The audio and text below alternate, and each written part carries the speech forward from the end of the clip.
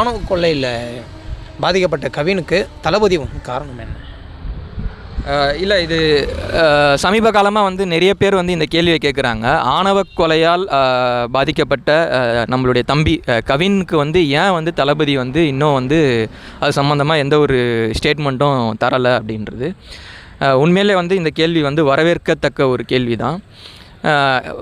இந்த கேள்வியை நம்ம ஒரு பக்கம் அப்படியே இருக்கட்டும், இதை நான் வந்து ஆன்சர் பண்ணுறேன். பட் ஒரு பக்கம் அப்படியே இருக்கு. இப்போது அஜித்குமார் இறந்தார்ல லாக்அப் டெத்தில், அவர் இறந்தப்போ எத்தனை பேர் அவருக்கு வந்து ஆதரவாக பேசுனாங்க? எத்தனை கட்சிகள் பேசுனாங்கன்னு நினைக்கிறீங்க?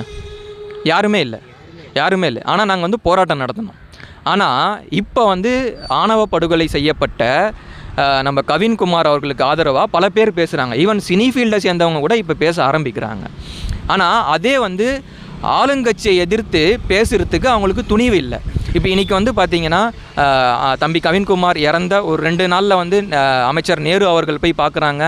அதுக்கப்புறம் வந்து நம் சகோதரி கனிமொழி சிஸ்டர் அவங்களும் போய் வந்து பார்க்குறாங்க. அதுக்கப்புறம் உள்ளே இருக்கிற ஐஜி போலீஸ் ஆஃபீஸர் அவங்க எல்லாருமே போய் பார்க்குறாங்க. ஆனால் இதே வந்து அஜித்குமாருக்கு ஏன் நீங்கள் அதை வந்து ஒரு வார்த்தை கூட நீங்கள் ஸ்டேட்மெண்ட் கொடுக்கலையே? ஏன்? அப்போ உங்களுக்கு வந்து விசிகாவுக்கும் ஈவன் அவங்க கூட கூட்டணியில் இருக்கிற டிஎம்கே கூட கூட்டணியில் இருக்கிற கம்யூனிஸ்டாக கூட இருக்கட்டுமே, கம்யூனிஸ்ட் உண்மையாக சொல்லணும்னா அவங்க தான் வந்து இதை எதிர்த்து கேள்வி கேட்டிருக்கணும் அந்த லாக்அப் டெத்தை பற்றி.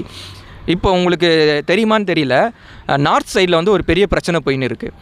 ஆப்ரேஷன் காகர்னு சொல்லிட்டு நம்ம பிஜேபி அமித்ஷா அவர்கள் வந்து நம்ம உள்துறை அமைச்சர் வந்து என்ன பண்ணியிருக்காருன்னா, நாங்கள் மார்ச் மாதத்துக்குள்ளே கம்ப்ளீட்டாக வந்து மாவோயிஸ்ட்டை வந்து ஒழிக்கிறோம் அப்படின்னு சொல்லிட்டு மலைவாழ் மக்களை வந்து அந்த மலைகளை விட்டுட்டு அடித்து திரட்டி விட்டுட்டு அந்த மலைகளை வந்து கார்ப்பரேட் கம்பெனிக்கு வந்து கைமாற்றிட்டு இருக்கிறாங்க, இயற்கை வளங்களை வந்து கொள்ளையடிக்கிறதுக்கு. ஸோ வேதாந்தா அந்த மாதிரி கம்பெனிங்களுக்கு வந்து கார்ப்பரேட் கம்பெனிங்களுக்கு வந்து அவங்க கைமாற்றிட்டு இருக்காங்க. ஆனால் மாவோயிஸ்ட்டை ஒழிக்கிறோன்னு சொல்லிட்டு அவங்க பழங்குடி மக்களை வந்து போட்டு அடித்து துன்புறுத்தி அந்த மலைகளை விட்டு அவர்களை வந்து திரட்டி விடுகிறார்கள். இதை எதிர்த்து ஒரு 2 வாரத்துக்கு முன்னாடி வந்து பார்த்திங்கன்னா நம்ம தமிழ்நாட்டில் எக்மோரில் விசிகாவும் போராட்டம் பண்ணுறாங்க, கம்யூனிஸ்டும் போராட்டம் பண்ணுறாங்க. எங்கே நம்ம நார்த் சைடில் நடக்கிற ஒரு அநீதியை எதிர்த்து போராடினவர்கள் ஏன் இந்த அஜித்குமார் நம் மாநிலத்தில் லாக்அப் டெத்தால் இருந்த அஜித்குமாரை எதிர்த்து ஏன் அவர்கள் ஒரு குரல் கூட எழுப்பவில்லை அப்படின்ற ஒரு ஆதங்கம் வந்து தமிழ்நாடு மக்கள்கிட்டையும் இருக்குது, ஈவன் எங்கள்கிட்டையும் இருக்குது. அஜித்குமாருக்கு குரல் எழுப்பாதவர்கள் இன்று தம்பி கவின் அவர்களுக்கு குரல் எழுப்புகிறார்கள் என்றால் அதற்கு அரசியல் ரீதியான காரணங்களும் இருக்கிறது. அதற்காக நான் குரல் எழுப்ப வேண்டாம் உண்மையிலே நான் சொல்லலை. அது வந்து ஒரு பெரிய அநீதி. கண்டிப்பாக வந்து நீங்கள் அந்த அநீதியை செஞ்சவனுக்கு நீங்கள் தண்டனை கொடுக்கறது வந்து வரவேற்கத்தக்கது. ஆனால் நான் சொல்ல வர்றது என்னென்னா, இப்போ ஏன் குரல் கொடுக்குறாங்க, இவ்வளோ பேர் வந்து அதை ஏன் குரல் கொடுத்து அதை இன்னும் வந்து பெருசாக்குறாங்கன்னா அதுக்கு பின்னாடி வந்து ஒரு அரசியல் காரணங்கள் இருக்குது. இன்னும் ஓப்பனாக சொல்லணும்னா ஓட் பேங்க். இதில் இன்னொரு முக்கியமான ரீசனும் இருக்குது, காரணமும் இருக்குது. என்னென்னா, ஒரு 2 வாரத்துக்கு முன்னாடி வந்து பார்த்திங்கன்னா நம்ம பெரம்பலூரில் ஒரு கிட்னி கேஸ் நீங்கள் கேள்விப்பட்டிருப்பீங்கன்னு நினைக்கிறேன். நானும் கேள்விப்பட்டேன். கிட்னி திருட்டு வந்து கேஸ் வந்து கரெக்டாக அப்போ தான் வெளியில் தெரிய வந்து அது வந்து அப்படியே பரவ ஆரம்பிச்சிச்சு. சோசியல் மீடியாலேயும் சரி நியூஸ்லேயும் பரவ ஆரம்பிச்சிது. அந்த கிட்னி திருட்டு கேஸ் வந்து எந்த மருத்துவமனையில் செய்தார்கள் என்றால் நம் திமுக எம்எல்ஏ அவர் பேர் வந்து கதிரேசன், திமுக எம்எல்ஏ கதிரேசன் அவர்களுக்கு சொந்தமான தனலட்சுமி மருத்துவமனையில் தான் வந்து அந்த கிட்னி திருட்டு வந்து நடந்திருக்கிறது. அதற்கு வந்து அந்த கிட்னி திருட்டுக்கு புரோக்கராக இருந்தவர் யார் என்றால் அதே திமுகவை சேர்ந்த ஆனந்த் என்பவர்கள்.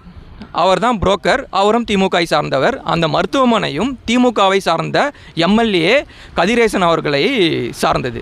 ஸோ அந்த விஷயம் வெளியில் வந்து நல்லா கொதிச்சுட்டு இருக்கிறப்போ சடனாக நம்ம கவின் தம்பி அவர்களுடைய மரணம் வெளியில் வரவோ, ஸோ இப்போ வந்து ஆளுங்கட்சி மேலே இருக்கிற அந்த வழக்கை அந்த ஒரு செய்தியை வந்து அவங்க எப்படியாச்சும் வந்து மறைக்கணும். ஏன்னா ஆளுங்கட்சியுடைய எம்எல்ஏ கதிரேசன் அவர்களுடைய மருத்துவமனையில் தான் அந்த கிட்னி திருட்டு வந்து நடந்திருக்கிறது.